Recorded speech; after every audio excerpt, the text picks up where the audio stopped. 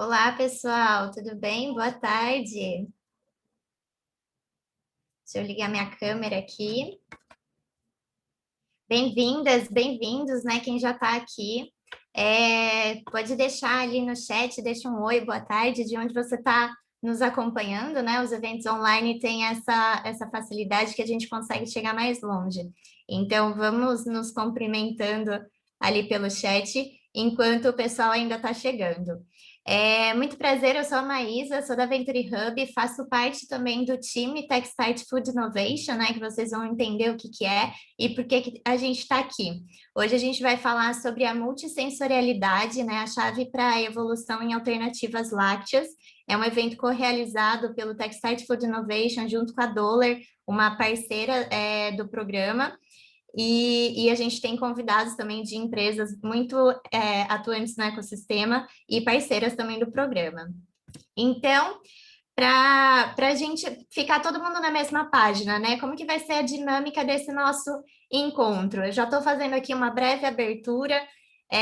Se você está chegando agora e acha que tem alguém que precisa acompanhar esse evento também, manda esse link para a pessoa acompanhar o evento. Fala que a gente ainda está começando, ainda dá tempo dela pegar toda a palestra, todo o debate.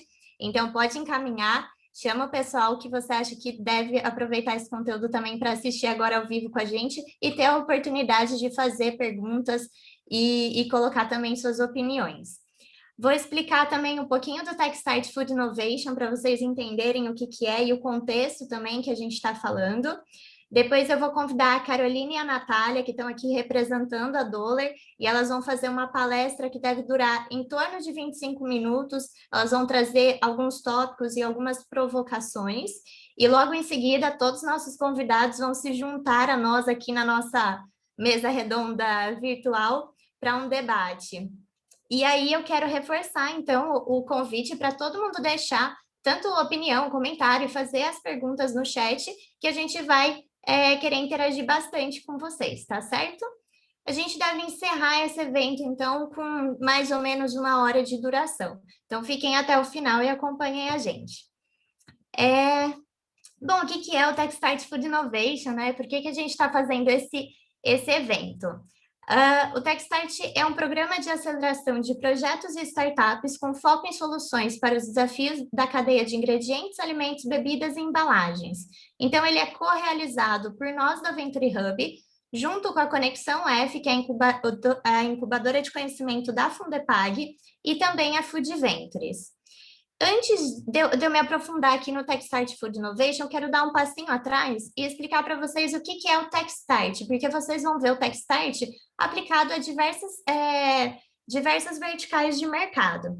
Então, o TechStart é uma plataforma de aceleração, né, desenvolvida pela Venture Hub, com foco tanto em aceleração de negócios, como aceleração tecnológica também. Para a gente aplicar essa metodologia de aceleração em cada vertical de mercado, cada segmento, a gente sempre cria um programa de aceleração junto com parceiros, né? Por isso que os programas são co-realizados e a gente sempre se junta, principalmente a parceiros tecnológicos de cada setor.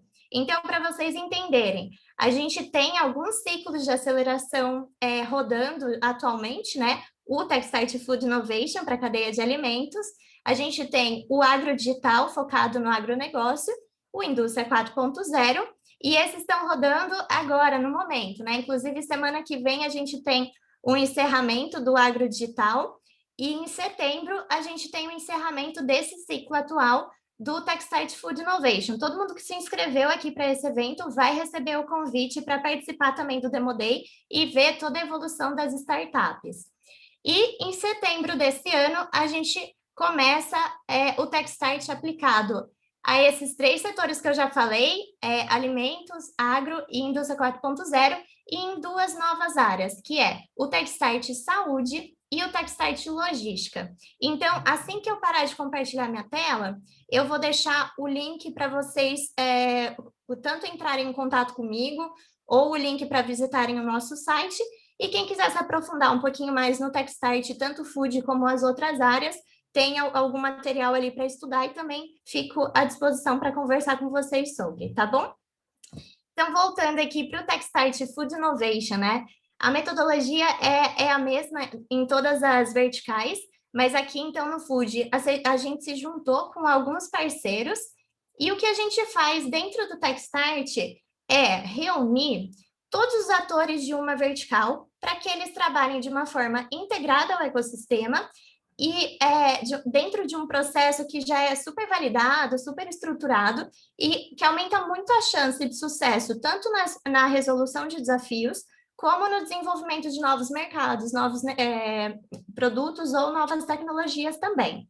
Então, para o Food, a gente se juntou ao Itaú, né, que é o nosso parceiro tecnológico e tem um papel fundamental, principalmente no desenvolvimento da tecnologia das startups aceleradas.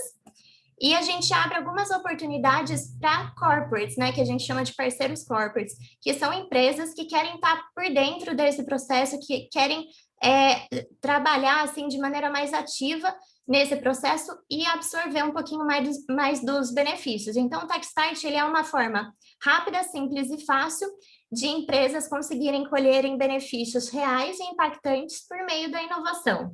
E é por isso que a gente está aqui hoje com a Dollar, né, dentre muitas outras iniciativas que envolvem essa parceria com o Techstart Food Innovation, fazer um evento e levar um conteúdo interessante para esse segmento é uma delas. E também a gente conta com vários parceiros institucionais, que são associações, empresas, institutos, startups, enfim, diversos parceiros que ajudam, que apoiam o programa e às vezes também tem benefícios, tanto de conexão, como benefícios para as startups e empresas participantes do Techstart.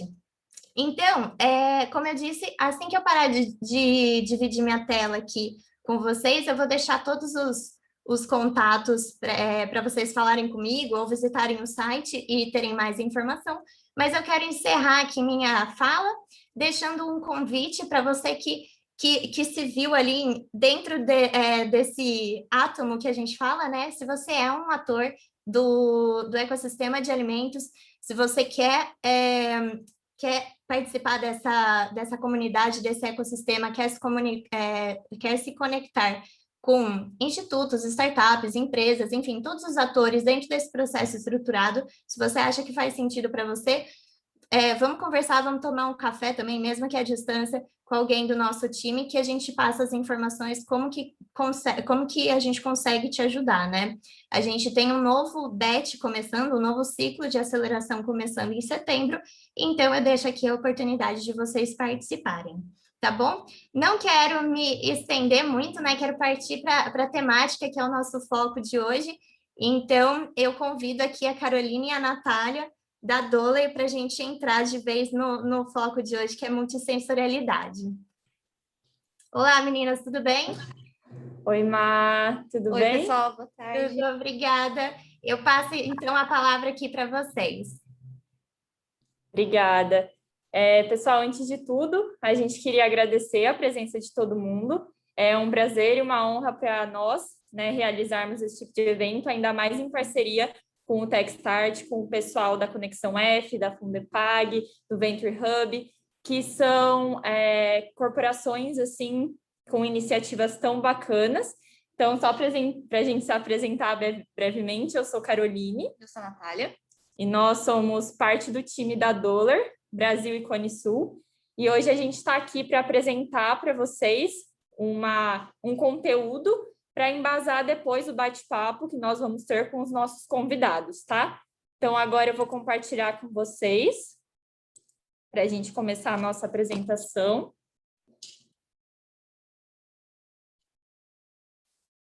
Vamos.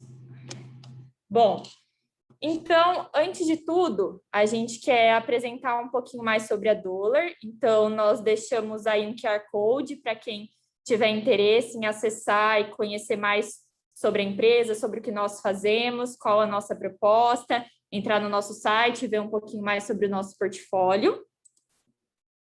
Mas a gente fala muito que a Dollar ela é parte da geração de valor que nós levamos para milhões de pessoas ao redor do mundo todos os dias. Isso porque nós somos produtores vendedores e fornecedores globais de ingredientes naturais, sistemas de ingredientes e soluções integradas com foco na indústria de alimentos e bebidas. Então, nós somos uma empresa de mais de 180 anos de história, nossa sede é uma sede alemã e a gente tem mais de 48 escritórios ao redor do mundo e no nosso DNA nós construímos muito baseado na inovação e em ingredientes naturais e em fornecer isso para a indústria de alimentos e bebidas.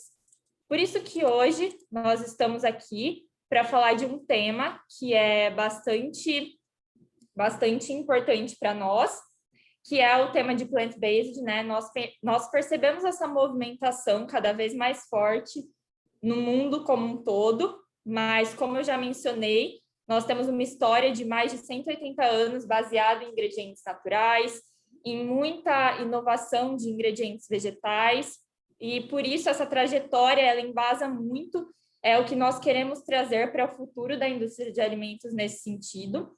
E hoje nós estamos aqui para falar também de um tema que é muito relevante e está no nosso dia a dia, que é o sensorial. Como atingir a multissensorialidade. Na apresentação, nós vamos explicar um pouco mais sobre o que esse conceito significa para nós e como que a gente pode chegar nesse processo de evolução das alternativas lácteas por esse sentido, tá? Então, para a gente começar, gostaria de contextualizar um pouquinho para vocês onde a gente acredita que o mercado está hoje em dia e nós visualizamos que ele pode chegar, né? Então, antes de tudo, hoje a gente está aqui para falar com mais força, né, mais veemência, assim, sobre os lácteos especificamente. Então, nós temos que o Brasil, ele é o quarto maior mercado de lácteos do mundo. Ou seja, é um número bem expressivo, se a gente for considerar.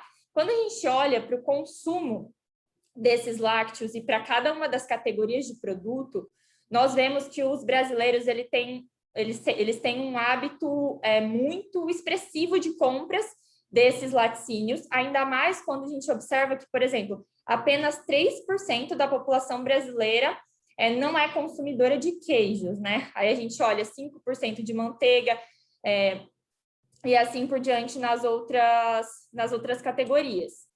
E, além disso, nós visualizamos também que, além dessa dimensão do consumo, a frequência do consumo desses lácteos ela é muito alta nos lares brasileiros. Então, nós vemos que a questão do leite de vaca, a gente tem 58% das pessoas consumindo pelo menos 3 vezes por semana. Nos laticínios, por exemplo, 64% consomem pelo menos 3 vezes por semana também, o que são periodicidades muito altas quando a gente considera todo e qualquer tipo de categoria de alimentos e bebidas. Depois dessa visualização do mercado de lácteos, nós gostaríamos de trazer para vocês um dado que talvez não seja novo para muitos aqui, porque eu tenho certeza que, ainda mais para quem está nesse dia a dia da indústria de alimentos e bebidas, a gente já sabe o quão crescente é plant-based, né? O quão real e o quão deixou de ser futuro e está no agora, mas a gente gostaria de ressaltar que 1/4 da população brasileira já reduziu o consumo de produtos animais. E quando a gente olha para as pessoas interessadas nessa redução, a gente vê um número muito expressivo de 90% dos brasileiros interessados nesse movimento reducionista, por assim dizer, tá? Mas, quando nós observamos o movimento da indústria, principalmente a indústria brasileira nesse fluxo, a gente vê que nós ainda não estamos acompanhando tudo que esse consumidor está pedindo e desejando. Um exemplo são os lançamentos que nós podemos observar em carnes em 2020. Então, de 754 lançamentos totais, apenas 128 foram alternativas. Isso representa só 17%. E quando a gente observa essa mesma diferenciação, essa mesma segmentação em laticínios, nós vemos que tivemos pouco mais de 1.000 lançamentos totais e apenas 96 produtos foram alternativas, o que significa só 9%. Então, com base naquele dado anterior de 25% dos brasileiros já terem reduzido e 90% estarem interessados nesses produtos, a gente observa aqui que alguma coisa não está casando, ou seja, temos muita oportunidade de evolução. E, além disso, olhando mais para lácteos, a gente percebe que a movimentação ela ainda se centraliza muito na questão de leite vegetal. Então, alternativas para leites vegetais, essencialmente, ainda dominam, vocês veem aí no gráfico de pizza, né? Como é expressivo essa categoria, enquanto as outras, estamos falando sobre iogurtes, queijos, margarinas, spreadables, né? Que temos requeijão, por exemplo, e as outras categorias, elas aparecem ainda menos nessa questão de quando a gente observa lançamento de produtos. Indo um pouco mais, expandindo o nosso olhar, falando um pouco mais do global, a gente observa que quando olhamos para o mercado, temos aí uma oportunidade de crescimento muito representativa no mercado plant-based como um todo. Então, esse aqui é um dado global, né, do valor de mercado para produtos lácteos vegetais, com uma comparação de 2020 para 2025. Então, a gente vê aí que em 2020 nós estávamos falando de um mercado de 21 bilhões. Em 2025, a projeção é que se fale em um mercado de 37 bilhões. Um CAGR de 11% é realmente muito alto para toda e qualquer categoria de produtos, em alimentos e bebidas no geral.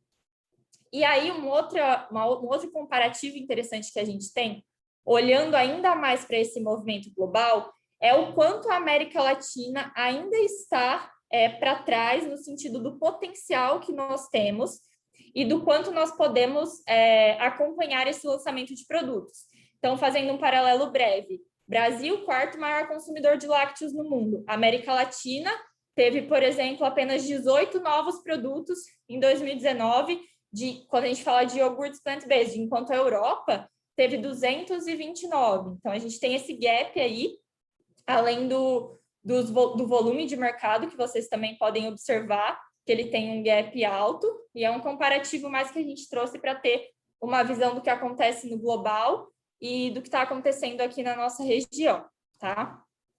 Isso tudo, esse movimento, ele está acontecendo com mais força porque essas dietas, elas cada vez mais deixam de ser dietas de nicho. Então, num curto período de tempo, a gente teve uma evolução de mentalidade, tanto da indústria quanto do consumidor, muito grande com relação à abertura e à flexibilidade do consumo dessas alternativas, desses novos tipos de alimentos. Isso porque as pessoas elas estão buscando mais um estilo de vida mais flexível e podemos dizer que em dado momento um estilo de vida mais saudável também. E isso tudo, claro, é baseado pelo que alguns de vocês também provavelmente já conhecem bem, que são a questão do veganismo, do vegetarianismo e o que chamamos de flexitarianismo, que são as pessoas reducionistas, né?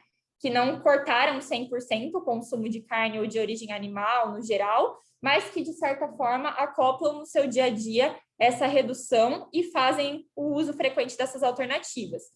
Esse tipo de consumidor ele é muito motivado por N questões. Podemos ressaltar a questão animal, né? Então, já temos muito conteúdo sobre isso, a saudabilidade em alguns aspectos, a ética como um todo, de saber que está consumindo algo mais consciente, e a questão da sustentabilidade, que é inegável que são escolhas mais sustentáveis.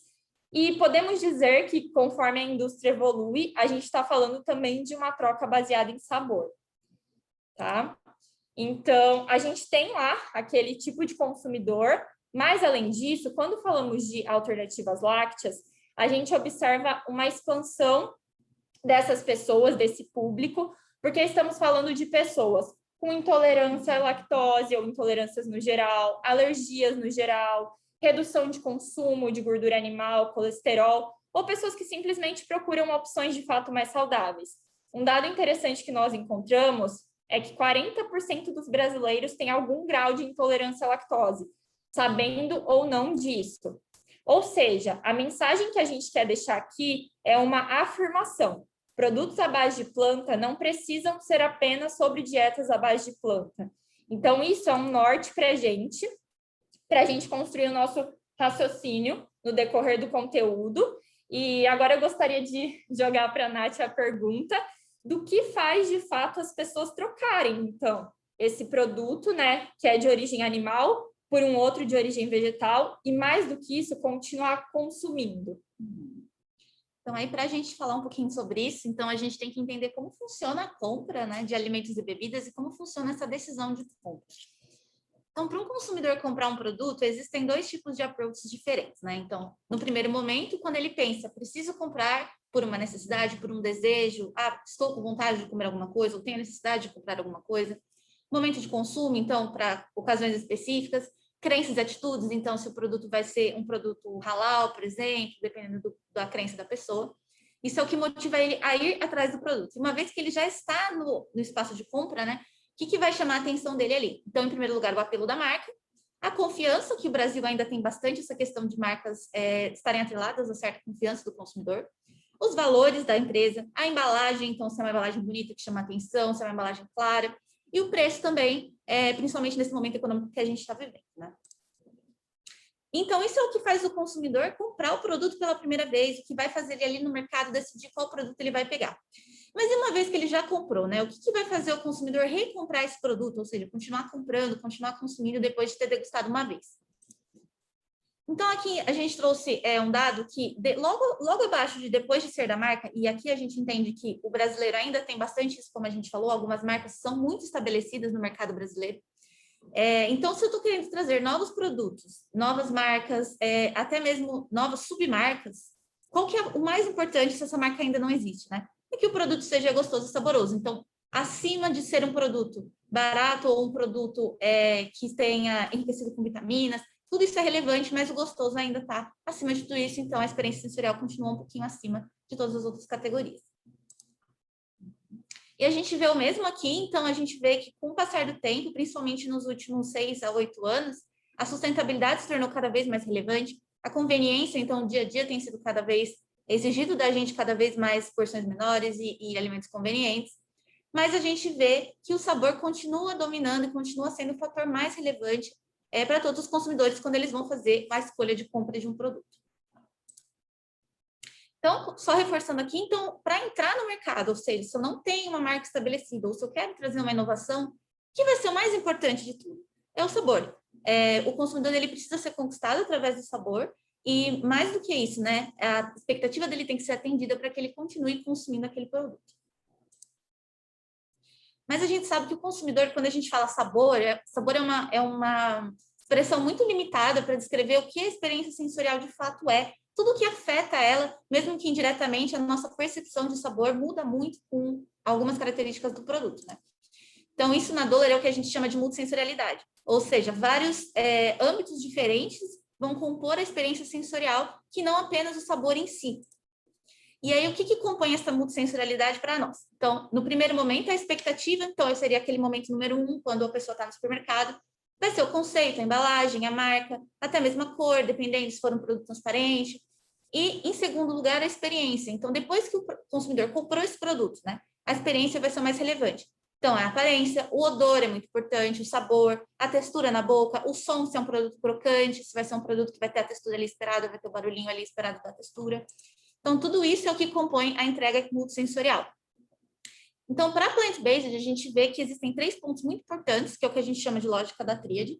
Então, preço e conveniência, e acima deles a entrega multissensorial. Por quê? Quanto mais eu entrego multissensorial, mais eu vou aumentar o consumo vai melhorar o preço, e eu, melhorando o preço, né, eu vou ter mais opções no mercado, tornando mais acessíveis esses produtos e mais conveniente. Então, a entrega multissensorial está puxando os outros 2 elementos que são muito importantes também, preço e conveniência, mas tudo usando o driver do sabor, do que realmente, de fato, faz esse consumo ser mais massivo, que é a experiência multissensorial. Tudo é quase que uma codependência para a gente chegar no que temos como indústria, principalmente de alimentos e bebidas, em um objetivo comum. Então, aqui na Doller, a gente fala muito sobre o fato de sermos customer-centric, né? Ou seja, centrados no consumidor. Então, somos uma empresa B2B, a gente vende para outras indústrias que vendem diretamente para o consumidor final, mas isso não significa que nós não olhamos para o consumidor final, porque no fim do dia ele é de fato quem queremos atingir, né? Onde queremos chegar nesse ponto de expectativa.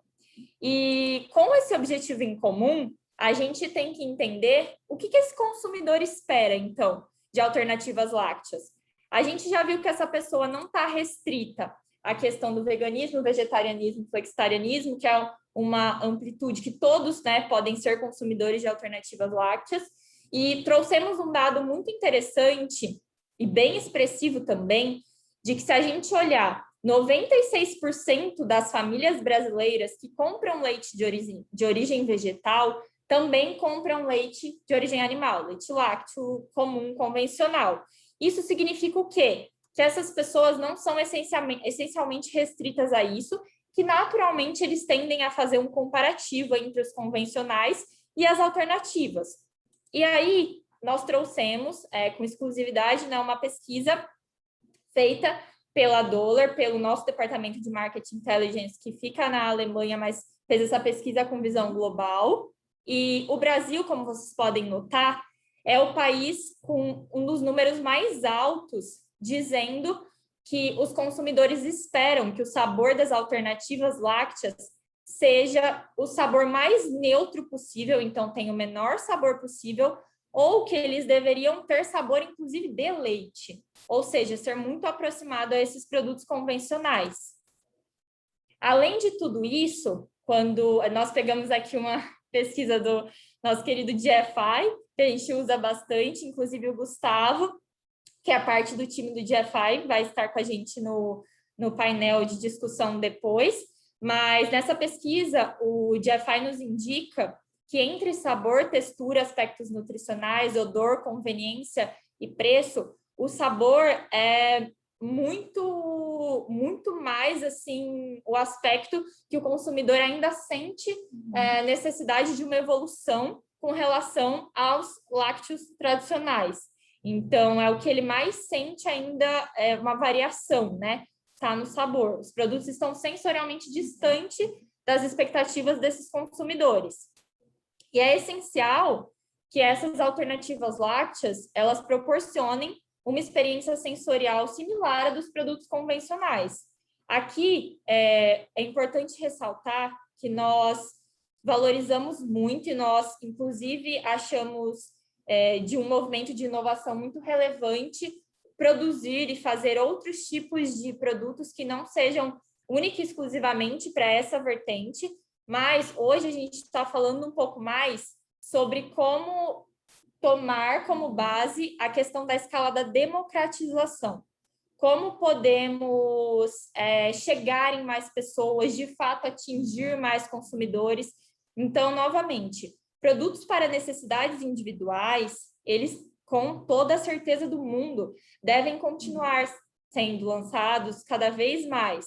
E a gente vê esse movimento da individualização, do conhecimento maior pelo consumidor, de categorias mais evoluídas nesse sentido, mas nós acreditamos que para chegar nessa questão da democratização, a gente precisa ter um olhar mais holístico e mais coletivo com relação a isso. Por isso, queria passar para a Nath novamente para a gente entender quais são as ferramentas para atingir a multissensorialidade. Então, como a Carol comentou, principalmente essa questão de estarmos olhando para uma necessidade mais coletiva, não significa que nós, enfim, não queremos ter produtos específicos, acho que a inovação da indústria de alimentos está muito ligada com isso, mas aqui a gente está falando sobre atingir a multissensorialidade macro, do que as pessoas estão esperando de uma maneira mais coletiva, né? Então, quais são as ferramentas que a gente tem para atingir isso? Bom, então, falando da indústria de alimentos, as nossas principais ferramentas são os ingredientes e a tecnologia. Então, hoje a gente vê possível criar coisas que alguns anos atrás, até que quando eu comecei a trabalhar com alimentos, que nem faz tanto tempo, não eram possíveis de serem feitas e hoje já são possíveis de serem criadas através de tecnologia. E alguns ingredientes novos que também possibilitam cada vez mais a gente trabalhar coisas inovadoras e que atinjam, de fato, a expectativa desses consumidores, né?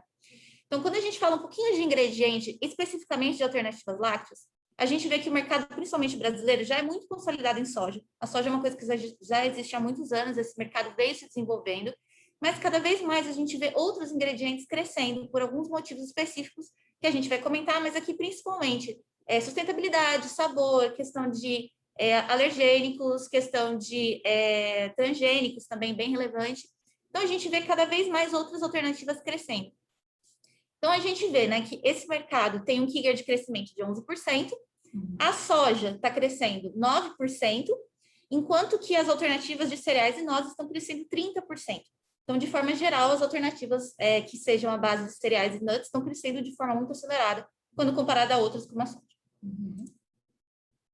Então, aqui a gente trouxe um exemplo de mercado que é um mercado muito grande para esse tipo de produto, que é os Estados Unidos, né? Acho que os Estados Unidos é um mercado grande para qualquer tipo de produto, mas a gente vê que até lá, que é um país bastante conservador, está tendo uma onda enorme de plant-based, e a gente vê algumas bases específicas crescendo e outras decrescendo.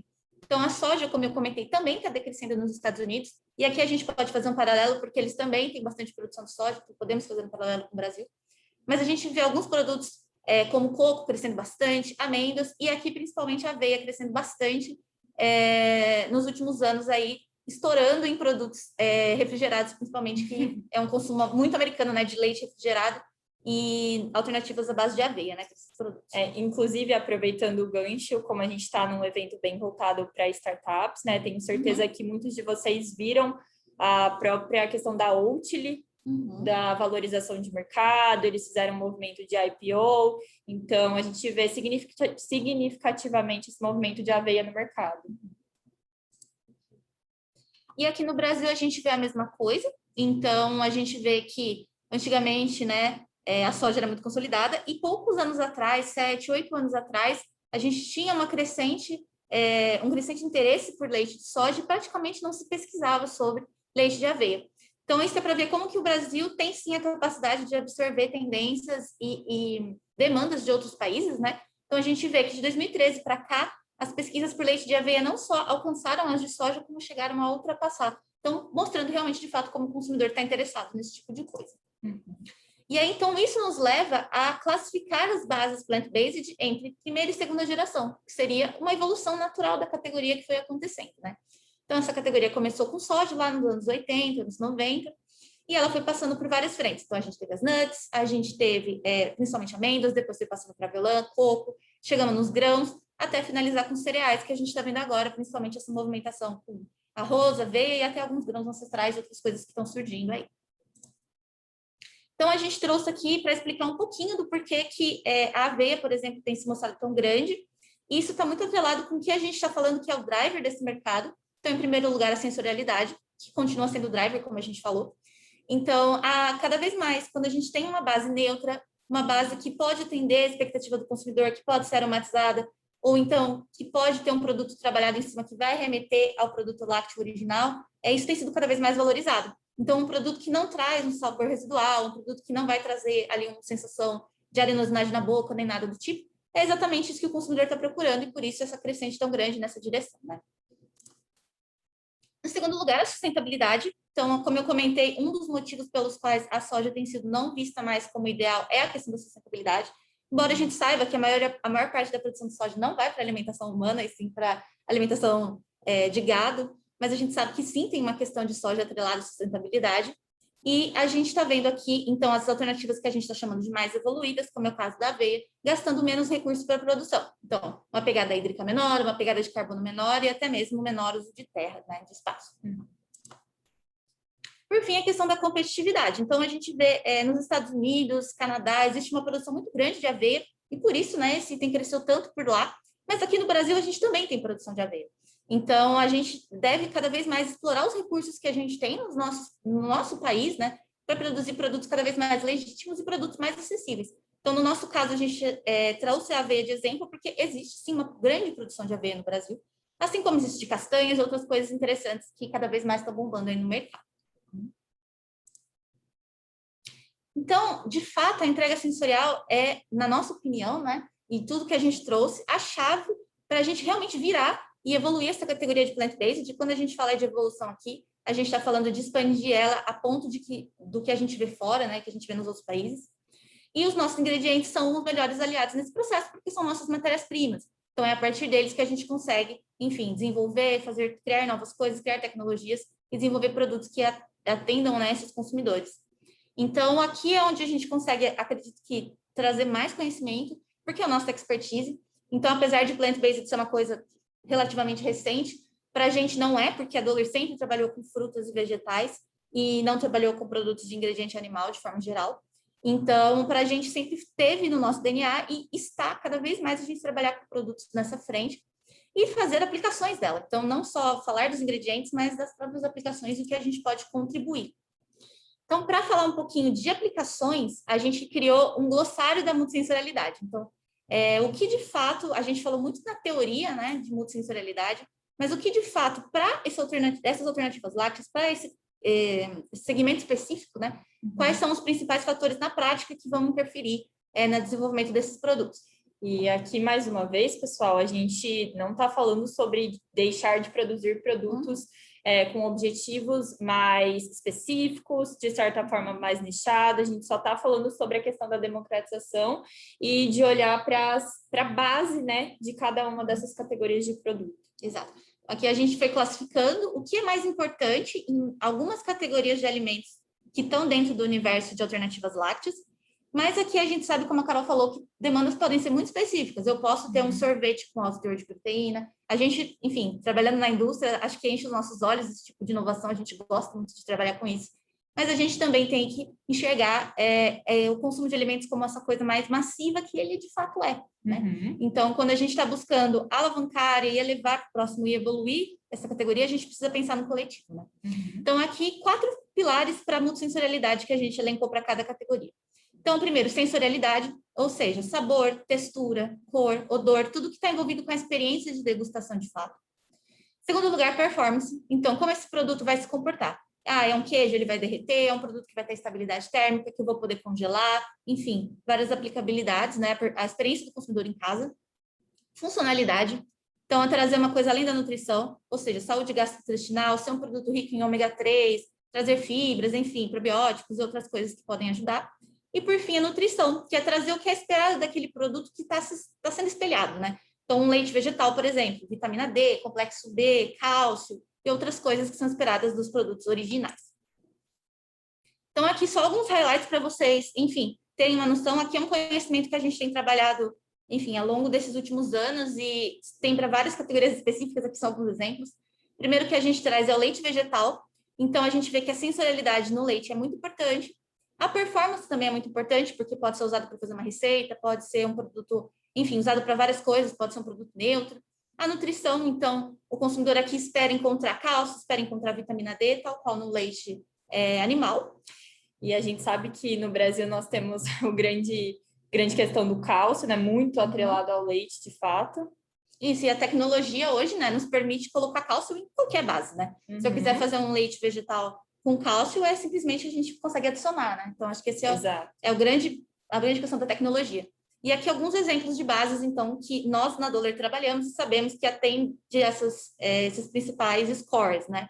Então, aqui a gente colocou aveia, as pulsas, que são as proteínas vegetais, coco, pasta de nuts, então aqui amêndoas, as castanhas e tudo que está, enfim, bombando aí nesse mercado de alternativas lácteas.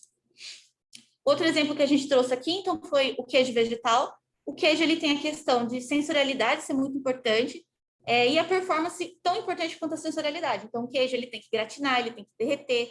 Enfim, é esperado várias coisas que não só sabor. E também é esperado uma certa nutrição, especialmente nos queijos mais brancos. Então, existe, sim, uma expectativa. E aí, para isso, a gente trouxe alguns ingredientes que a gente já trabalhou. Então, a aveia, novamente, principalmente pela questão do sabor. As proteínas vegetais, pela questão da performance e nutrição. E pasta de nuts e outros que podem ajudar no sabor também.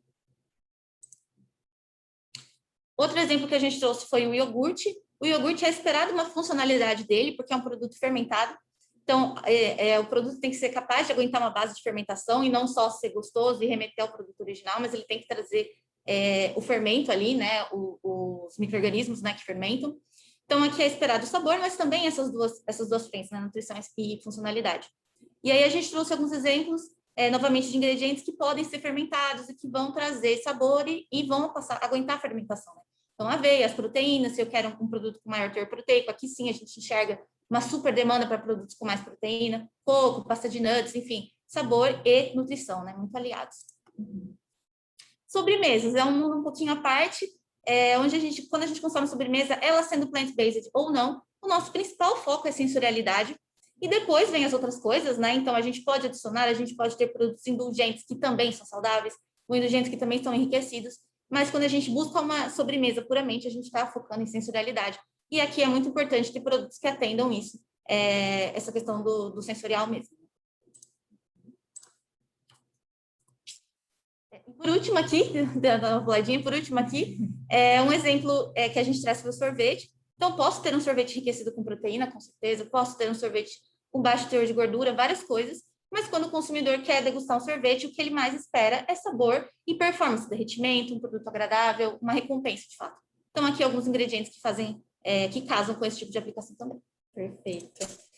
Bom, pessoal, diante de tudo isso que a gente falou, nós sabemos que plant-based também tem uma questão muito voltada para o objetivo a longo prazo. Isso porque, se a gente considerasse que toda a população do planeta tivesse uma alimentação com equidade, ou seja, todo mundo se alimentasse da mesma forma, hoje em dia a gente precisaria de 1,5 planeta para alimentar todo mundo. Então, a gente precisaria de mais recursos do que nossa própria casa, nosso próprio planeta pode fornecer para nós.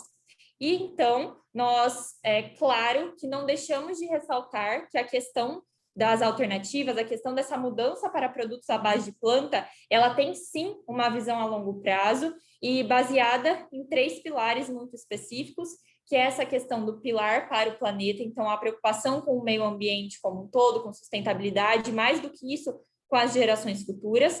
A questão ética, então falamos muito sobre o bem-estar animal e sobre um consumo mais consciente no geral, e a gente sabe que hoje em dia esses conteúdos eles são muito fáceis de encontrar sobre esse tema especificamente, então nos streamings no geral, Netflix, enfim, todos os outros, temos vários documentários, temos vários conteúdos na internet, e na questão do para nós mesmos, né? Estamos falando aí sobre as alergias, restrições, novas experiências de sabor, de compra, a própria questão da saúde, que ela está, de certa forma, atrelado.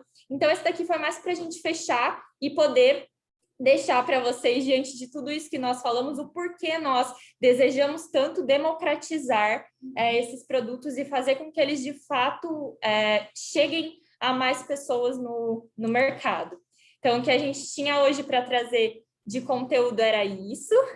Esperamos que vocês tenham aproveitado. Vamos deixar aqui de compartilhar a nossa tela para a gente poder iniciar o bate-papo com os nossos convidados. Então, é um super prazer hoje. A gente está convidando 3 pessoas muito bacanas para a nossa roda de conversa. Estamos convidando a Ana Paula, da Mintel, a Sara, da Solucionária, e o Gus, o Gustavo, do GFI. É um prazer recebê-los. E para a gente começar, eu queria pedir para eles se apresentarem um pouquinho. Então, podemos começar em ordem alfabética. Se a Ana quiser começar, por favor. Pode ser, já estou acostumada com a ordem alfabética. Bom, vou me apresentar super rapidinho. Eu sou a Ana Paula, eu sou analista sênior, com foco em alimentos e bebidas, né, com foco na análise do consumidor brasileiro aqui da Mintel, né, trabalhando aqui para a Mintel, para o escritório aqui do Brasil. Então, já estou há 4 anos aqui na Mintel, trabalhando com isso, e aí espero trazer bastante dados e bastante informação do consumidor para ajudar aí nesse bate-papo.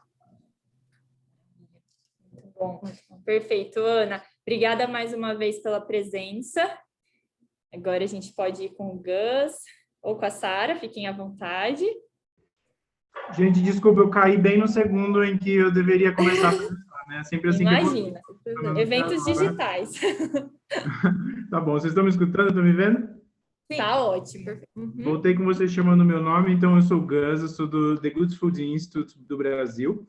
O GFI é um instituto que dá apoio para o desenvolvimento do setor de proteínas alternativas. A gente tem escritório nos Estados Unidos, Brasil, Israel, Índia, Ásia, Pacífico e Europa. Trabalhamos aqui com empresas, né, todo o setor privado, com o governo para fazer regulatório, para discutir impostos, para fazer associação de empresas e também com cientistas para o desenvolvimento de novas tecnologias. São nossas 3 áreas de trabalho. A gente trabalha com a indústria de plant-based, de fermentação e de carne cultivada. É isso, muito obrigado pelo convite. Perfeito. Obrigada, Gus. Obrigada mais uma vez pela presença. Sarinha? Agora eu, né?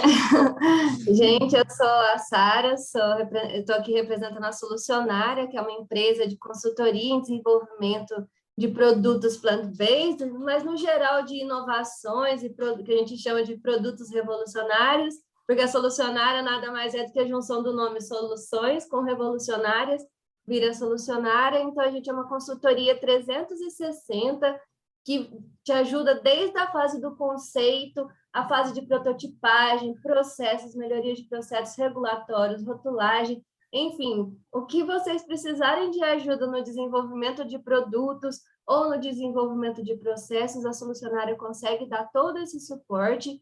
E agora a gente já tem, não sou só eu, somos em 3 sócias, eu, a Cristina, que tem mais de 30 anos na indústria de alimentos e bebidas à base de plantas, e a Marina também, e uma equipe robusta de 8 pessoas para atender qualquer necessidade que tiverem relacionada aos produtos. Estou à disposição. Maravilha. Ótimo, gente. Bom, como vocês podem ver, o bate-papo vai ser bacana, então já estou animada.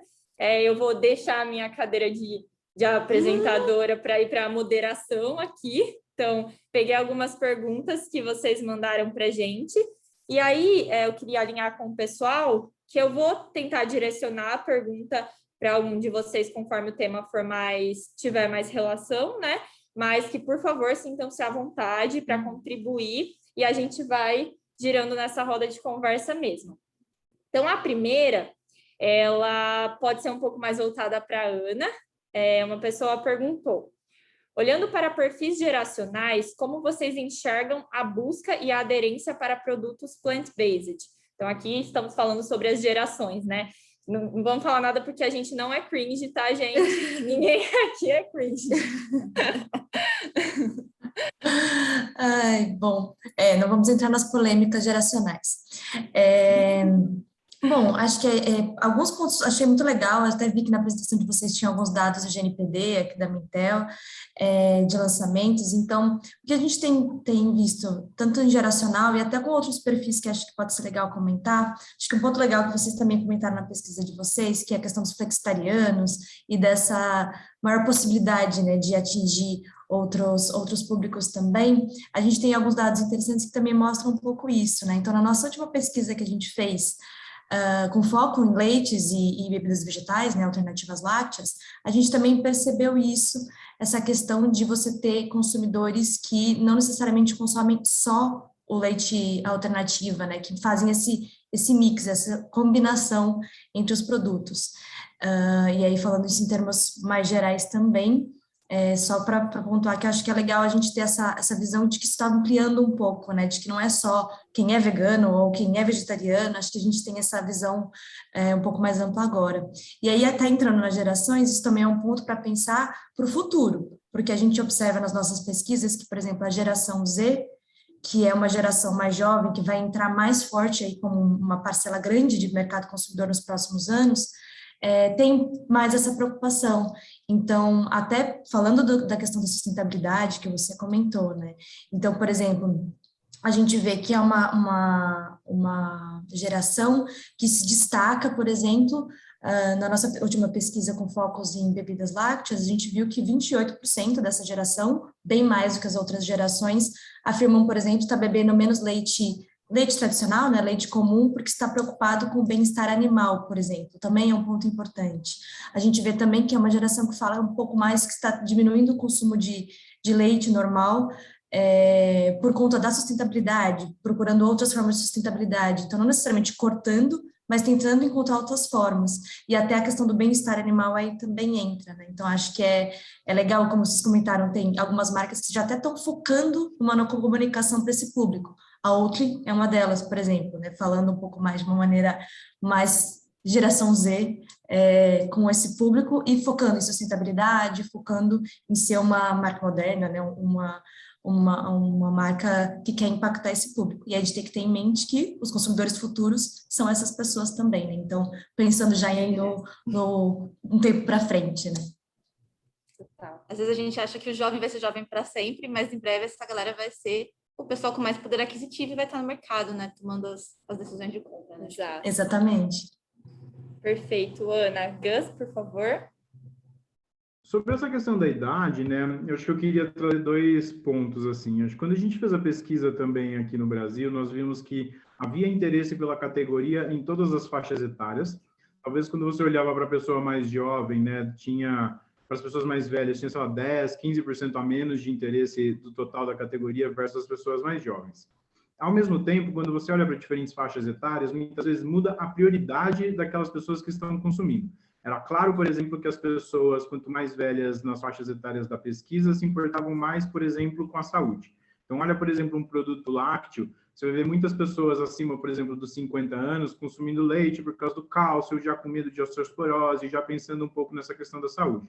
Enquanto você vai ver uma pessoa mais jovem, talvez comendo miojo sem pensar absolutamente nada do que a pessoa está fazendo e do ponto de vista de saúde. Então, eu senti interesse, né? A gente viu pelas pesquisas interesse em diferentes faixas etárias, mas talvez esse interesse com diferentes focos. Então, as pessoas mais jovens, mais focadas, por exemplo, na questão da entrega sensorial, pessoas mais velhas ficando um pouco mais focadas na questão da saúde.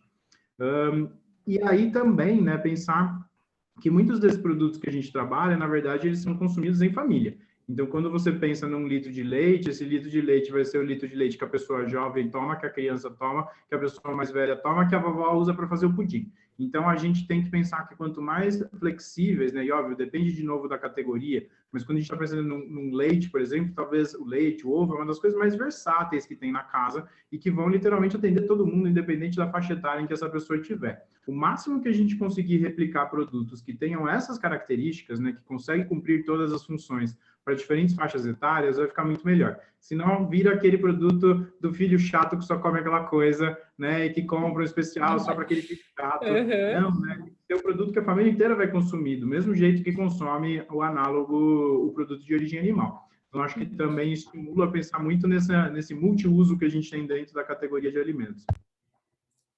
Ótimo. Acho que um ponto bem legal, só para adicionar, que eu acho que isso é bem interessante, é que a gente vê, por exemplo, justamente essa questão de que, especificamente para os leites vegetais, eles são muito usados puros ou com uma pequena mistura, quando a gente fez as nossas pesquisas, enquanto que o leite tradicional é usado para fazer todo tipo de receitas. Então, tem esse espaço, né? Até mesmo quando você vai pensar em tornar mais acessível, isso também torna mais barato. Se todo mundo consome aquele, eu não preciso comprar o separadinho para cada um, que acaba encarecendo a compra também, né? Então, por exemplo, a gente vê que tem oportunidade para os leites vegetais, as bebidas vegetais, crescerem nesse sentido, né? As bebidas prontas para beber, na pesquisa que a gente fez, a gente vê que quem consome, 40% consome para consumir pura, por exemplo, né? Ela por si só. Enquanto as outras bebidas, os leites tradicionais, muitos utilizam para receitas, e essa porcentagem cai bastante quando a gente vai ver para leites vegetais. A gente tem aí 25% só das pessoas que consomem bebidas vegetais usando em receitas também. Então, realmente trazer essa maior flexibilidade de usos, te vê para queijos, por exemplo, aí acho que a sensorialidade entra muito, porque quando a gente pergunta sobre queijos para os consumidores, tem que ter uma textura, é para dar textura nas receitas, é porque é saboroso, é para consumir num momento até às vezes mais especial, né, dependendo do tipo de queijo. Então, quando você perde nessa sensorialidade nesse caso, você não tem essa variedade, fica difícil, né, de encaixar em mais ocasiões de consumo. Total. Perfeito. Uma coisa que eu penso também, desculpa, é que a gente deve trazer, por exemplo, mais alternativas lácteas também, não só focar igual o leite que a gente aplica em todas as receitas, mas o creme de leite, o leite condensado, a gente não usa somente o leite, a gente usa o leite condensado junto com o leite às vezes, ou usa o creme de leite junto com o leite. Então, assim, acredito que ampliar esse leque de alternativas e justamente trazer mais opções de creme de leite, mais opções de leite condensado. Tem opções de cremes vegetais, requeijão, tem tanta oportunidade ainda de fazer combinações, né? E ainda a gente não vê tanto isso explorado. Mas eu acho que é uma forma muito boa de apontamento sobre essa ilustração de usar o consumo puro, mas eu sinto ainda muita falta de ver as outras alternativas para se combinar e usar em sinergia. Só um adendo. Não, perfeito, pessoal. Até semana passada, fiz um brownie com leite de amêndoas, recomendo, viu? Deu bastante certo, ficou ótimo. Eu ia fazer um exemplo contraposto até, que eu comprei um leite vegetal e coloquei numa receita e eu não me toquei que tinha muito aroma de baunilha e o produto ficou com muito aroma de baunilha. Então, acho que, enfim, acho super bacana ter as duas frentes, né? Acho que, enfim, tem espaço aí para as duas coisas tranquilamente. Né? Com certeza. Pessoal, acho que tem uma pergunta aqui que pode ser direcionada para a Sara. E, de novo, todo mundo, por favor, esse movimento de contribuição, super bacana. A pergunta é: se somente ingredientes são importantes nesse processo, nessa mudança que a gente vem vendo, e falando especificamente de produtos à base de planta, ou o processo também deve ser levado em consideração para a gente atingir essa excelência, esse sensorial mais elevado? Carol, o processo é essencial, tanto que eu estou numa luta esses dias no desenvolvimento de alguns produtos, porque a gente usa os melhores ingredientes, os melhores aromas, fica perfeito de sabor, consistência. Mas às vezes uma temperatura que está, o ambiente, a temperatura aqui do Brasil é estável por um momento, mas hoje estava muito frio, então algum determinado dia está muito frio, então você tem que fazer esse produto ficar estável. Né? Então, esse produto ele tem que ficar bom ao longo de todo o ano, ao longo de várias variações de temperatura. Então, assim, o processo é essencial para você poder fazer a mimetização de transformar um produto, ingredientes, né, matérias-primas de boa qualidade, que a gente fala, qualidade de matéria-prima é essencial. Mas, se você não tem o processo adequado, aquele produto não vai se estabilizar. Por exemplo, o leite de vaca já sai da vaca emulsionado, né? Já faz a emulsão da gordura, ele já está um produto completo. Mas para você imitar esse produto, você precisa de um processo que vai fazer a mesma homogeneização, que vai incorporar os mesmos tantos de gordura, de água, de proteínas, de aminoácidos, de açúcares, que vai compor aquele produto. Então, assim, não é só ingrediente, o processo é essencial. Então, não tem jeito de você focar em ingrediente de alta qualidade se você não pensar ali atrás se aquele processo é o melhor, se vai dar o melhor rendimento, a melhor produtividade. Então, fica a dica aí para você se atentar ao seu processo. Perfeito. Nath, quer? Não, acho que é isso mesmo. Acho que é bem isso mesmo. A gente falou muito de ingrediente hoje, mas acho que mais que ingrediente, né, é tecnologia. Hoje a gente está com a tecnologia a nosso favor aí, para cada vez mais produzir coisas inovadoras com menos impacto, né? Que é o que a gente está buscando aí todo mundo. Acho que é isso mesmo. Não, perfeito. Chegou uma pergunta em breve, chegou uma pergunta agora, perdão, que foi: qual o impacto do custo do leite vegetal no uso das receitas? Então, como a gente já está nesse tema, eu vou aproveitar, vou introduzir uma resposta rápida do que a gente acredita aqui na Dollar, que é muito baseado naquela tríade que a gente trouxe para a apresentação.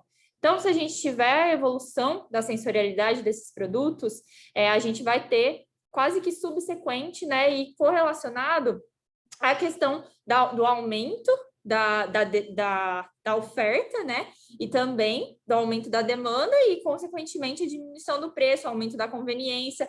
É uma roda que ela gira quase que com tudo junto. Então, sabemos que hoje em dia a realidade ela já está mudando, a gente já tem algumas alternativas com um custo um pouco mais acessível, mas a gente sabe que, de novo, batendo no ponto da gente utilizar a sensorialidade como a porta de entrada para que mais consumidores passem a utilizar esses produtos, né? Então, a próxima pergunta aqui que a gente achou bastante interessante é sobre um tema que nós não nos aprofundamos, mas eu tenho certeza que o Gus vai poder contribuir bastante, que é um tema um pouco polêmico, que é o de regulatórios. A pessoa está perguntando mais no geral, assim, como a gente acredita que vai fluir essa questão de regulatórios, o que a gente tem para falar sobre isso no geral? Regulatório, esse é um dos assuntos mais quentes do momento, com certeza.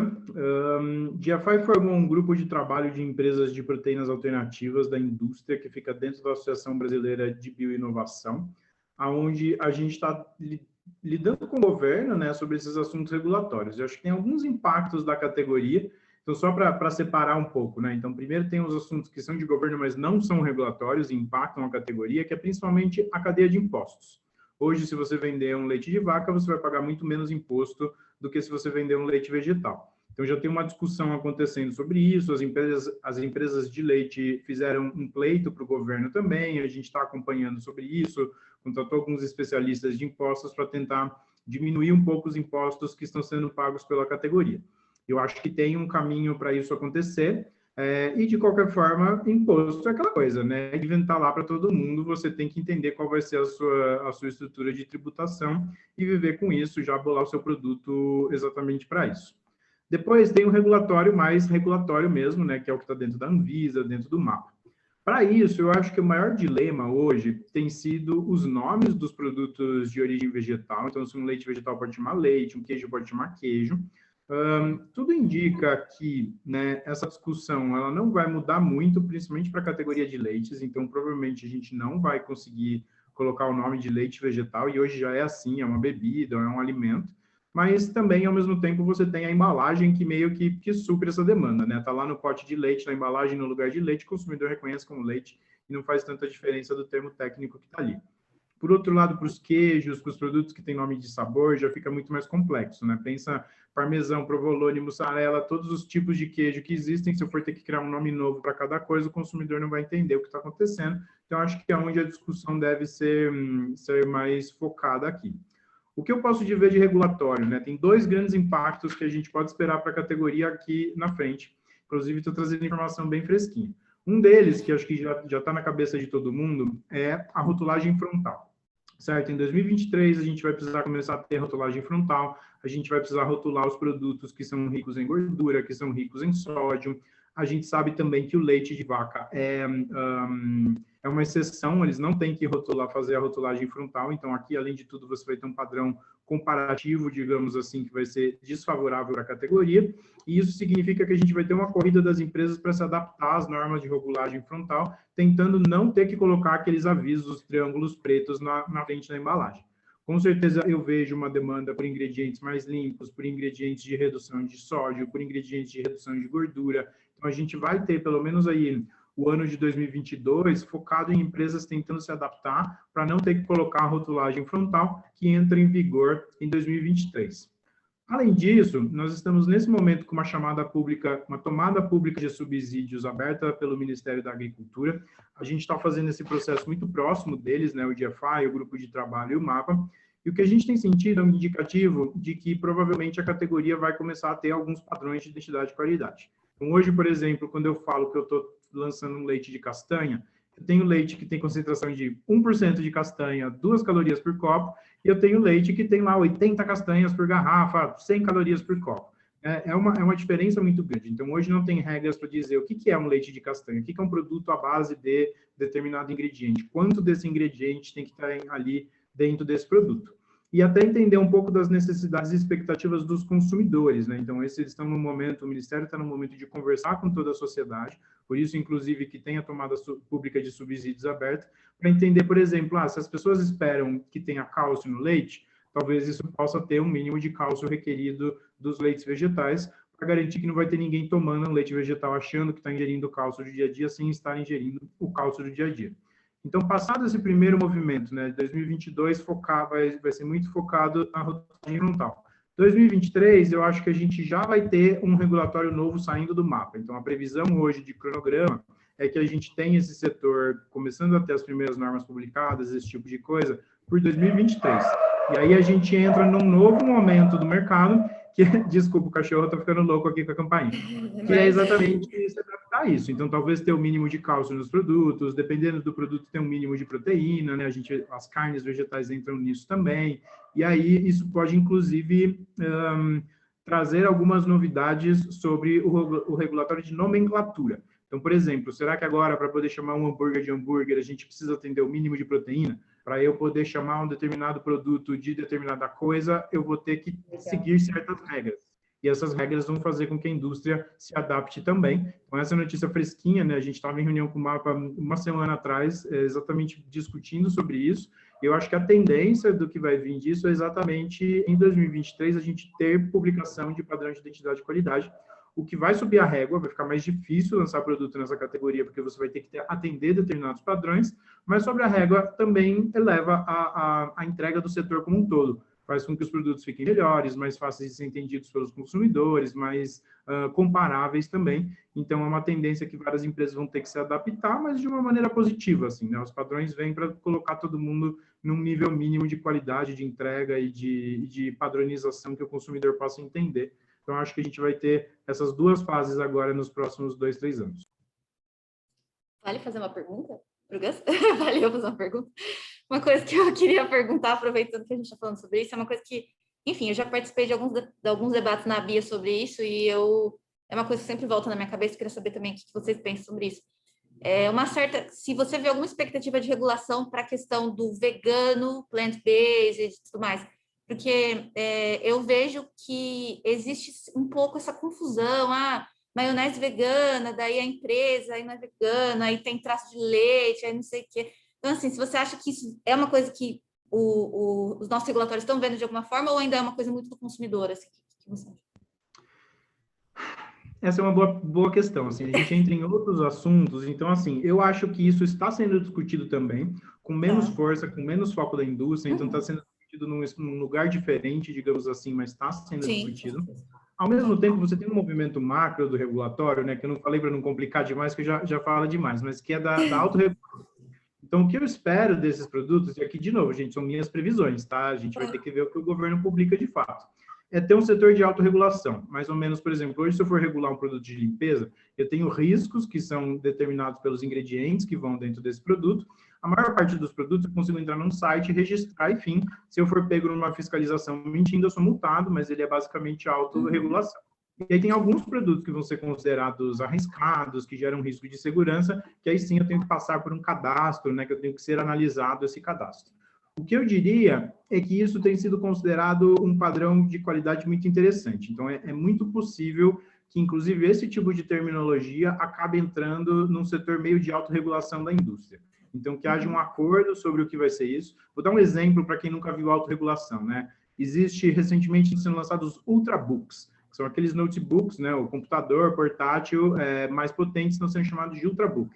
O termo Ultrabook é um termo definido pela indústria, tá? É uma autorregulação. Então, a própria indústria fez um acordo sobre quais são as especificações mínimas e, com isso, você desburocratiza, porque você não tem o governo tendo que aprovar o lançamento de cada um dos computadores. Enquanto isso funcionar, beleza. Se alguém sair da linha, aí vai caber um processo, vai entrar outras coisas, né, do que tem que acontecer. A mesma coisa na propaganda, e é muito provável que essa tendência se aplique também ao nosso setor de alimentos cada vez mais, exatamente para depender menos de aprovação prévia do governo e mais da gente poder acordar nas regras e meio que fazer cadastros automáticos e aí simplesmente ter fiscalização de uma porcentagem daquilo que está sendo feito. E eu acho que, nesse caso específico, os selos vão fazer muita diferença. Então, talvez, uma outra solução que possa entrar para isso, ou até as duas coisas juntas, se você está dizendo que o seu produto é vegano, você tem que ter um selo. É a mesma coisa que acontece com o orgânico hoje, né? Então, acho que tem alguns caminhos possíveis, mas, nesse caso, eu acho bem possível que acabe estacionando numa necessidade de certificação, assim como o orgânico. Perfeito. Legal, obrigada. Ótimo. Obrigada, Gus. Obrigada, pessoal. Sara, quer complementar alguma coisa? Eu só ia dizer, porque o que eu acho importante é todas as empresas que estão desenvolvendo produtos é sempre focar no Código de Defesa do Consumidor. Então, pensar ali, por mais que às vezes não tenha um selo falando que aquele produto seja vegano, mas pensar em todas as características que teve, analisar as fichas técnicas dos fornecedores, verificar se realmente aquela matéria-prima que ele está usando é vegano, se o processo não vai ter uma contaminação que chegue a poluir realmente, a contaminação que seja, que vai colocar em risco, né, a saúde por causa dos alergênicos e tudo mais. Então, é sempre pensar no Código de Defesa do Consumidor e não enganar. Então, por exemplo, a gente vê muito na indústria láctea colocando imagens de frutas, e tem várias frutas e tudo mais, e ninguém nunca falou que isso lesava o consumidor de alguma forma, sendo que no produto às vezes não tinha nem nada daquela fruta, ou só tinha algum aroma e corante, né? Então, assim, o que eu acho não leve o consumidor ao engano e desenvolva esses produtos de uma forma que ele seja original, que ele seja realmente que vai entregar aquilo que você está prometendo naquela rotulagem. Então, isso vai ficar tudo mais fácil. E eu vejo muito essa discussão de pode chamar de leite, não pode chamar de leite, mas o que vai realmente levar esse consumidor a ficar confuso, né?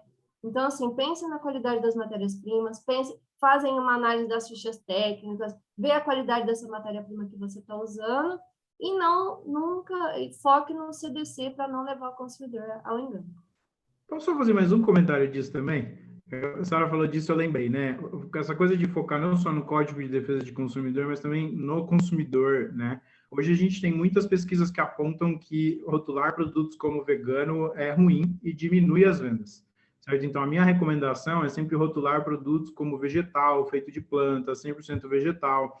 Essa coisa do termo vegano, a indústria nem está tão focada nisso, porque começa cada vez mais a cair em desuso. Vocês podem ver que você começa a ter alguns selinhos, isso aqui é adequado para veganos, etc. Mas é muito mais possível que vá para uma linguagem de, por exemplo, feito de plantas. Quando você olha para a indústria de carnes vegetais, que é a mais nova, tem um selinho lá, feito de plantas. Se você considera que essa indústria é vegana ou não, se você considera que a indústria não vai entrar nesse julgamento, ela não tem que dizer se é vegana ou não, ela está dizendo que é feito de vegetais.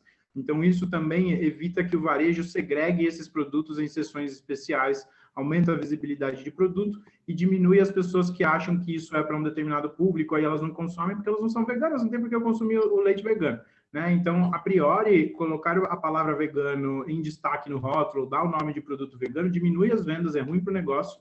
E a nossa recomendação é sempre colocar feito de plantas, plant-based, alguma coisa nesse sentido. Aliás, plant-based não também, em português. Eu sou um defensor do nosso idioma porque as pessoas não falam inglês. Feito de plantas, sempre alguma coisa nesse sentido. Maravilha. Perfeito. Acho que só para dar um último, um adendo curtinho, acho também essa questão de organizar e o que vai ser mais de fácil entendimento do consumidor também, né? Então também, como o Gustavo comentou, às vezes a gente importa esses selos, essas formas de dizer com o consumidor, mas como que o consumidor vai entender? O que você está direcionando para ele entender, né?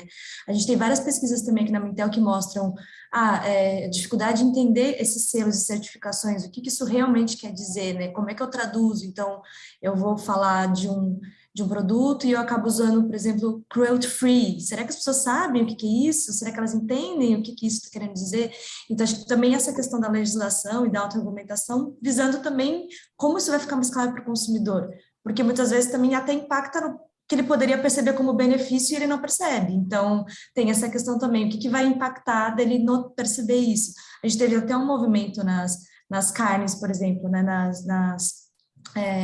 nos hambúrgueres e nos outros países que tem essa questão das carnes, das alternativas, né, às carnes, que primeiro surge como uma opção muito mais saudável, mas depois você começa a analisar a fundo e ver, mas alguns produtos têm muito mais sódio, será que é mais saudável mesmo? E aí começa a ficar nessa confusão que às vezes a categoria, antes dela engatar de vez e o consumidor entender sobre o que ela se trata, já vem um outro preconceito mais rápido, porque ele ficou meio perdido ali, eu estou consumindo porque é saudável, ou porque é pelos meus ideais veganos, ou o consumidor fica até meio perdido ali, no que essa categoria significa para ele, né? Como que ele pode usar.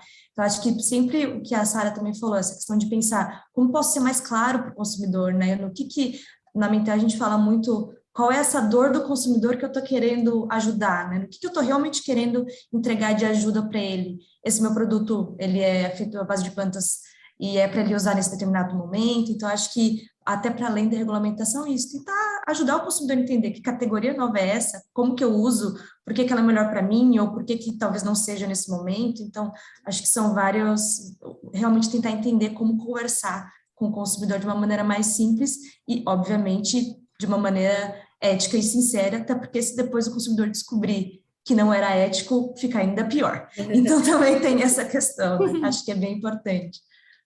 Com certeza. É o que a gente fala muito aqui sobre a questão da educação e mais educação do consumidor e mais do que isso, da educação didática, né, do consumidor. Já que vocês falaram bastante sobre a questão de regulatórios, a gente sabe que isso está atrelado à rotulagem diretamente. Tem duas perguntas aqui bem bacanas com relação a um outro tema, que é um pouco relacionado ao plant-based, que é o clean label, né? Então, a gente está falando aí de um movimento de rótulos mais limpos e tal. E uma das perguntas, eu acho que é bacana se a Ana puder contribuir, que ela é mais voltada para se o consumidor de plant-based tem alguma correlação com ser um consumidor que busca por rótulos mais limpos, ou enfim, se isso tem, do ponto de vista de consumidor, se isso tem alguma relação, e depois a gente tem um pouquinho mais técnica aqui, que eu vou jogar para vocês também. Essa consumidor, então, primeiro. Vamos lá. Agora, do Clean Label, então, para a gente começar, o que a gente percebeu, até no último relatório que eu fiz na Mintel, focando em alimentação saudável, por exemplo, a gente vê que as pessoas que falaram, por exemplo, durante esse período de pandemia, que melhoraram sua alimentação, que buscam por alimentação mais saudável, por exemplo, demonstram mais interesse por produtos à base de plantas. E aí, não necessariamente lácteos, pensando na categoria macro mesmo, né? Sejam alternativas à proteína animal, né, a carne ou outros tipos de lácteos. E aí, quando a gente vê algumas também formas de interesse, né, como que essas pessoas que querem ter uma alimentação mais saudável, que estão tendo uma postura mais saudável, hábitos alimentares mais saudáveis, o que elas adotam? E algum dos pontos que a gente vê, que elas veem como importante reconhecer os ingredientes que eu tenho ali no produto, que são, né, para o consumidor, a gente nunca pergunta clean label, a gente pergunta coisas associadas ao clean label, porque não é um termo que o consumidor brasileiro está familiarizado assim também, tão claro. Então, quando a gente pergunta, olha sempre os ingredientes quais são algumas das ações que eles fazem, vem se conseguem identificar esses ingredientes, então a gente teve essa movimentação, né, de alguns produtos colocarem os ingredientes na frente do rótulo para mostrar que tem só aqueles ingredientes, e aí tem alguns ingredientes específicos também que eles olham nesse sentido. Então, como sim, assim, essa busca, esse interesse por produtos feitos de planta, à base de plantas, tem essa conexão com a alimentação mais saudável, e como as pessoas que buscam alimentação mais saudável, buscam por algumas dessas características, eu acredito que sim, que seria muito... É interessante essa relação, até de deixar claro, como tem uma categoria nova, que às vezes o consumidor pode olhar e falar, mas a base de plantas, mas fica com a textura? Mas como assim, né? Que ingredientes que tem aqui? Então, também essa questão do clean label para mostrar o que compõe aquele produto, acho que é interessante, especialmente por esse lado da questão da saúde, né? E aí também a questão do ingrediente, vocês até falaram já na apresentação, se você for olhar pela sustentabilidade, dá para fazer também que ingrediente é esse que é utilizado, né? Deixando mais claro isso, e como ele tem menos impacto na produção. Então, acho que o Clean Label, nesse sentido, pode trazer essas duas frentes de trabalho pela saudabilidade, trazendo esses ingredientes mais claros, menos ingredientes, mostrando isso, mas também sustentabilidade, mais sustentável os ingredientes que eu estou usando. A gente vê aí o destaque da aveia, por exemplo, algumas marcas usando bastante aveia nessa tradução, né, de que tem menor pegada hídrica, menor pegada de carbono. Então, acho que o Clean Label pode entrar aqui nesses dois sentidos. Acho que é isso, assim, nessas duas frentes. Perfeito. Já estou falando antes, só um adendo da questão da sustentabilidade, que não necessariamente o produto Clean Label ele vai ser sustentável, tá? Porque, só para dar uma clareada, porque, por exemplo, um pão sem conservantes, ele dura menos, isso não é tão sustentável assim, né? Então, assim, a gente tem que pensar nesse conceito do Clean Label, pensando em trazer saúde, mas também focar, igual a Ana mencionou, na questão da sustentabilidade, se ele realmente vai ser mais sustentável mesmo. Sim, posso dar um pitaco também? Por favor.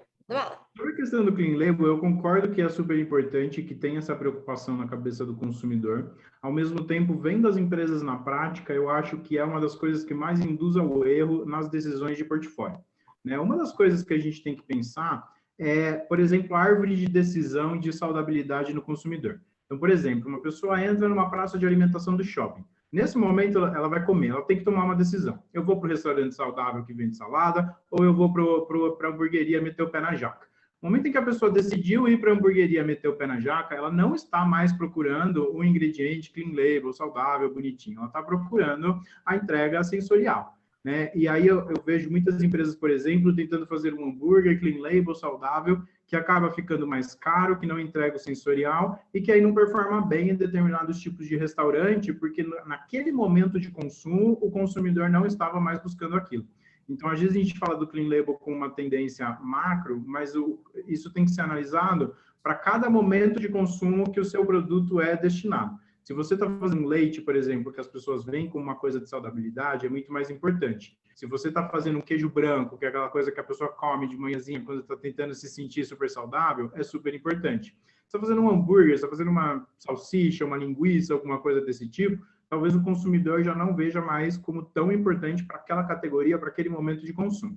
E, além de tudo, também, a gente pensar no food service versus um produto sendo comprado no supermercado, né? Então, nos lugares que não tem acesso a rótulo e que muitas vezes o consumidor não está pensando nisso, o clean label pode não se pagar. Você tem uma competição muito maior de restaurantes, por exemplo, dentro de uma praça de alimentação. Se eu subo 30% o preço de um lanche, muitas vezes eu já troco de categoria de restaurante, assim, sabe? Eu não vou pagar mais caro para comer na praça de alimentação, eu vou entrar no restaurante chique, e aí, então, eu faço com que o produto se desloque do preço possível da categoria.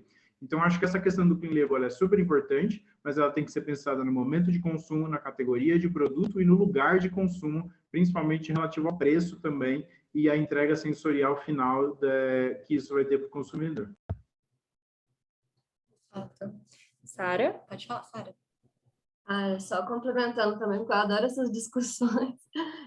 A questão do clean label, eu sempre falo para os clientes pensarem mais na questão assim de não ser totalmente clean label, mas de pensar em ingredientes inteligentes que as pessoas vão entender ali. E, por exemplo, as gomas são saudáveis, fibras são saudáveis, lecitina de girassol, que é emulsificante, ele é utilizado como um repositor de fosfatidilcerina, que é um ótimo componente para o cérebro. Então, assim, os aditivos eles foram estudados e muitos deles não fazem mal desde que aplicado naquela quantidade que tem ali. Então, eu sempre falo, ao invés de você focar em ser totalmente clean label, foque no sensorial que você vai entregar para esses produtos, porque é o que a Ana falou, o Gus, vocês duas aí mencionaram, que todas as pesquisas estão dizendo que as pessoas querem sabor, as pessoas querem a mesma textura, a mesma aparência, mesmo aroma. Então, assim, como é que você vai entregar todo esse perfil se você não colocar uma goma para estabilizar esse produto? Aí você quer que ele não separe fases. Então, assim, ao invés de pensar, vamos desmistificar um pouquinho isso, né? De ser totalmente, só tem 2 ingredientes e tudo mais,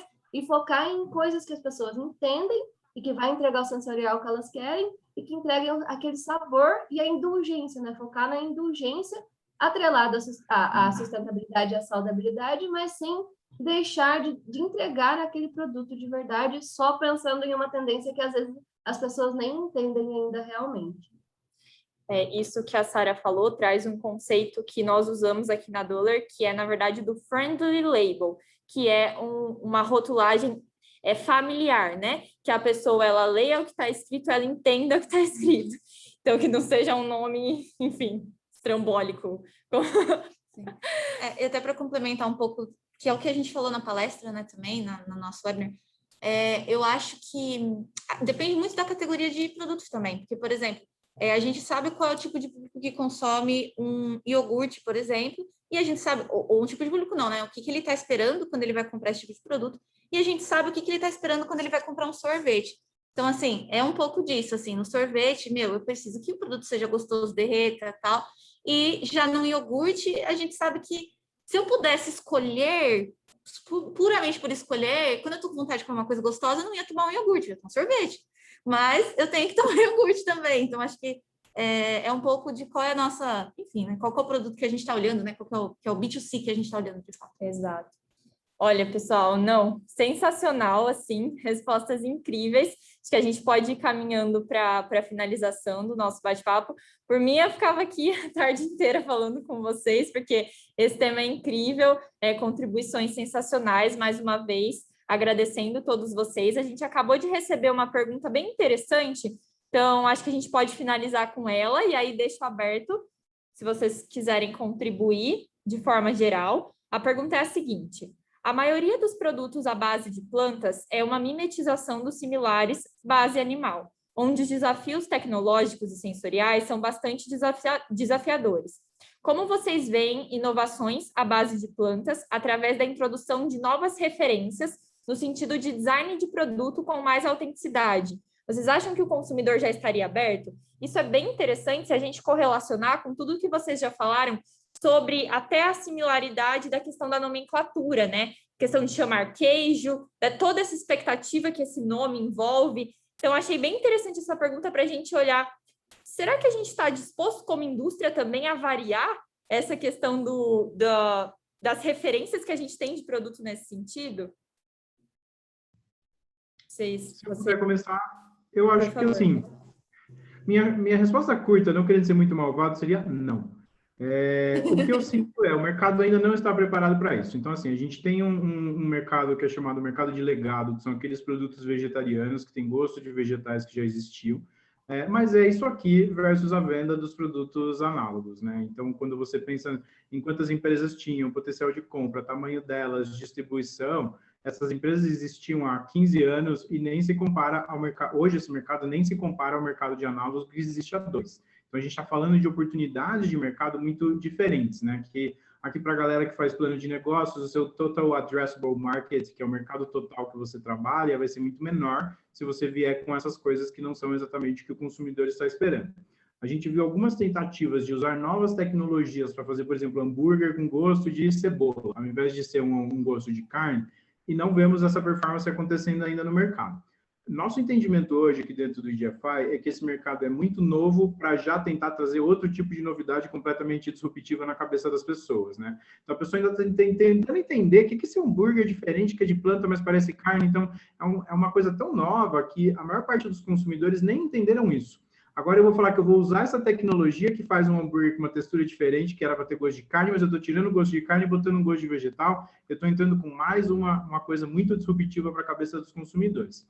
Então, acho que isso é uma tendência futura. No momento em que a maior parte dos consumidores tiver entendido essa categoria, conhecer as tecnologias, saber o que isso significa de produto, as empresas vão começar a trazer outros tipos de inovação. Acho que agora a gente está tentando fazer o básico ainda, que é entregar aquilo que as pessoas não vão entender do jeito mais fácil possível. Olha, é feito de planta, mas tem gosto de carne, toma. Né? Mais para frente, quando isso estiver bem entendido pelo consumidor, eu acho que vai ter uma demanda muito maior por essas outras novidades. Lembrando que o mercado de vegetarianos sempre existiu, sempre vai existir, mas ele é simplesmente menor do que o mercado total de... Então, um exemplo, desculpa, bem rápido, para não ficar só eu falando. Tem discos de tempê sendo vendidos. Vai? É um produto super legal, é um produto delicioso, eu mesmo consumo, mas ele está, quando você for olhar o mercado total disso, é o mercado de tempê. Não é o mercado plant-based de alternativa de 370 milhões de dólares que a gente está falando, é o mercado de tempê e o consumo de tempê no Brasil. Então, esse tipo de tecnologia ele tem que ser entendido como parte de outro mercado, que com certeza vai ter números muito diferentes do que o mercado total dos produtos análogos que a gente está vendo agora. Perfeito.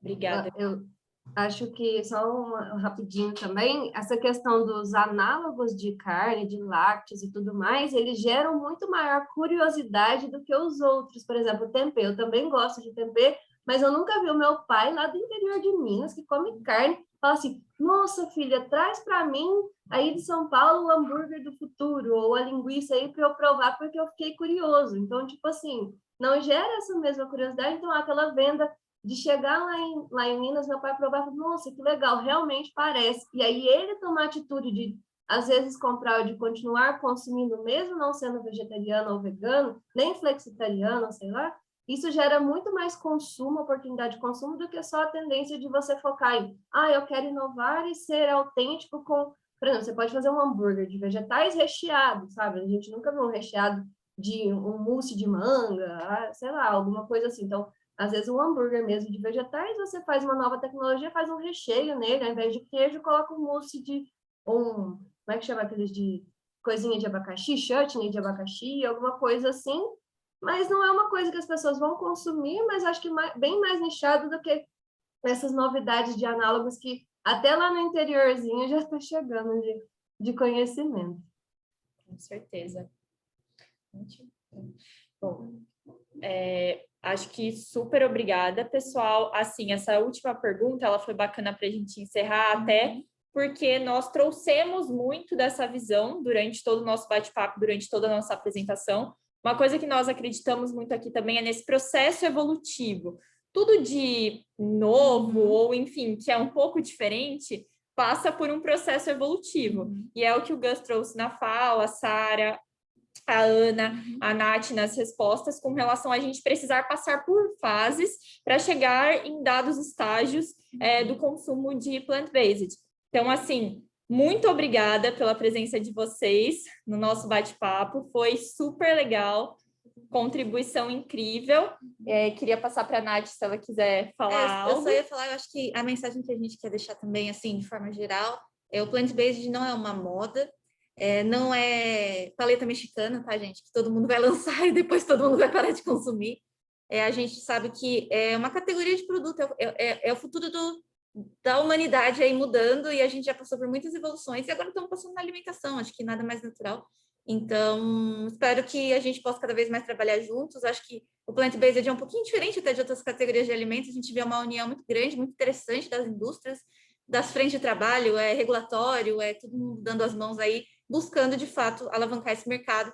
Então, queria agradecer a todo mundo também e falar que, enfim, vamos pensar cada vez mais na evolução dessa categoria, que a gente sabe que tem muito para vir pela frente. E com certeza a gente vai chegar no momento, sim, da gente querer tomar um sorvete de amêndoas com gosto de amêndoas, tenho certeza, mas ainda vamos evoluir até lá. Perfeito, pessoal. Um outro agradecimento final que a gente queria fazer a todo mundo que ficou com a gente ao vivo aqui. A Maísa vai falar um pouquinho melhor, mas a gente vai deixar esse webinar gravado. E gostaríamos de agradecer a presença de todos que estiveram também no bate-papo mais uma vez. E é isso, pessoal, passo para a Má finalizar. Muito obrigada. Obrigada, gente. Obrigada, Carol.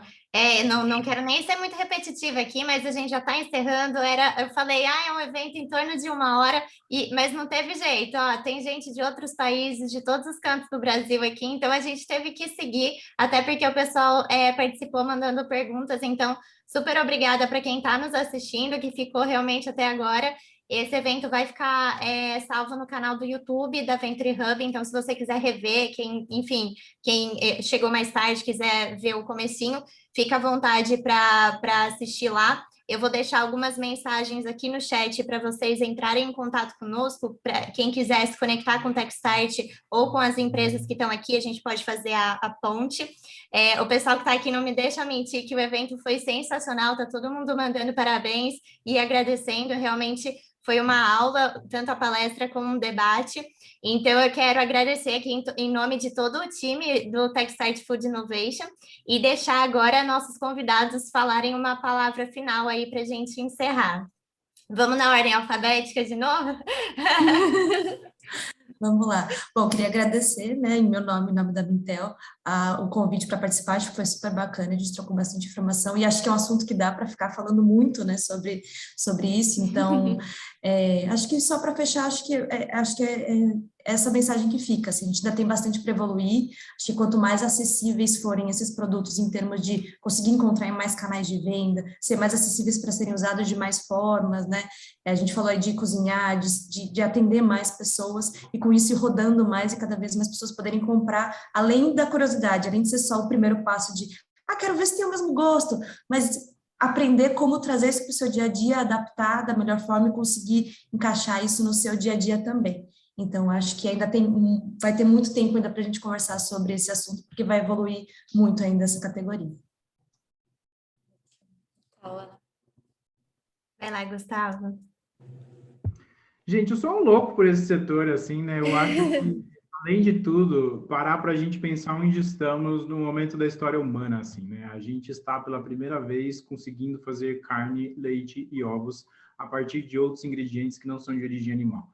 As possibilidades de sabores, de tecnologias e de tudo que pode se abrir a partir disso são surreais, assim. A gente está vivendo, nesse momento, uma das maiores transformações da indústria de alimentos na história da humanidade, desde que uma pessoa amarrou a primeira cabrinha do lado de uma seres humanos do período paleolítico.